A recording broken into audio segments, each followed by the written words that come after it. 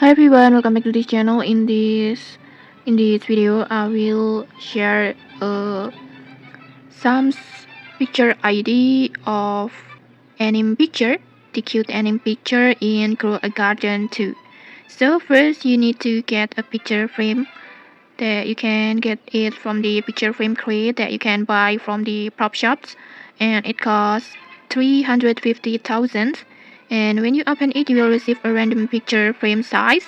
In here, I got this small one, and then next in here you can display almost any image by using an image ID.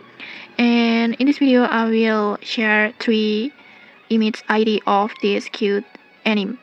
And to enter the ID is very easy. First, just tap on edit, and then in here you just need to enter this ID. First you can enter this ID to get this picture, this cute anime.